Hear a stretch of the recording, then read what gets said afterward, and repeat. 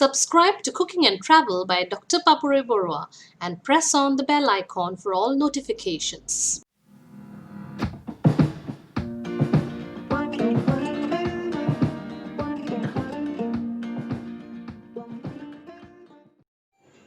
A nostalgic remembrance of my days in Hyderabad as an MPhil student reminds me of pesarattu.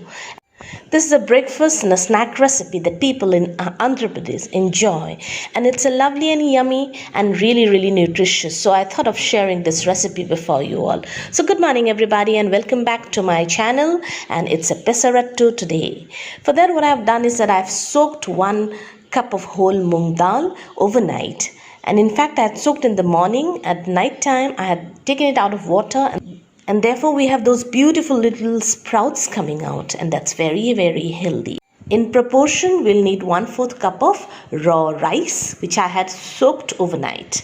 I'll need a few very simple ingredients: 1 onion, some coriander leaves, some around 12 pods of garlic, 1 chilli, and some ginger.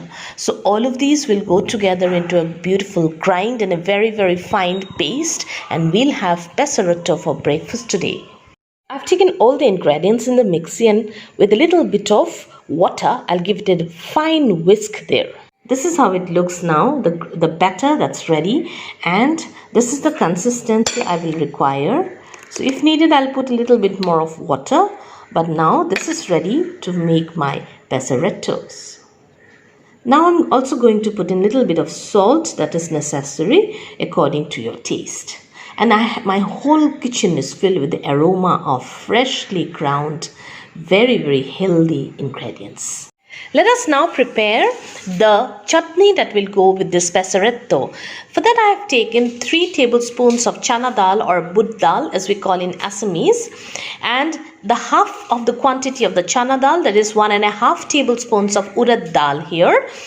I will also need 2 dry red chilies, 1 onion diced, and a little bit of ginger. You can increase the ginger if you like it, because this is basically actually a ginger chutney, but sometimes too much of ginger makes your chutney a little bitter. I will also need some salt and some oil, and I will need some jaggery.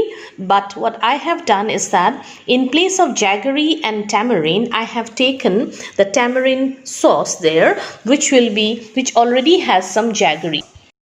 For the tempering, I'll need some curry patta, 1 dry chili, some oil, and some mustard seeds, and also some hing or asafoetida. So let's make the chutney now.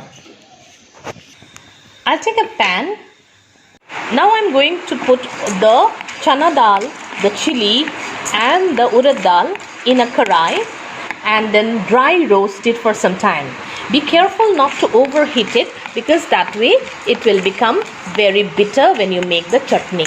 So this way, till it turns golden, little golden, we're going to dry roast it.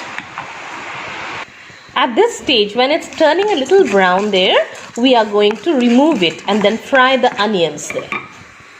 I've given 1 tablespoon of oil here. Now I'm going to fry the onion and the ginger. I'm going to fry the onion and the ginger till they are little gold, they're caramelized. I do not want them to burn, however. So like this on high flame. Now this is ready, and I'm now going to use it or mix it up with the dal. This will now get a nice blend in the mixer. I've also used the oil that was there in the karai. Heating up a small pan there so that I can prepare the tempering for the chutney. Now I'll add in all the ingredients that were there for the tempering. This way I will prepare the tempering, and I'll add it to the chutney.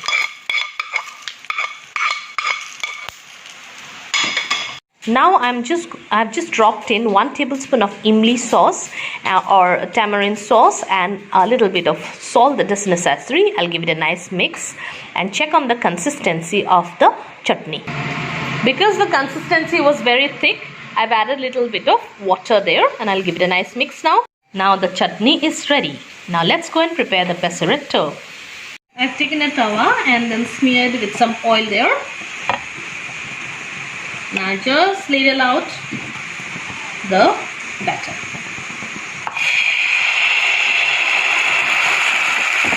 Try to turn it around a bit over the back of your spoon. You can also do that. Try to thin it out a bit as far as possible. And let it cook on high flame for some time. So 2 minutes on high flame. And then we'll flip it over.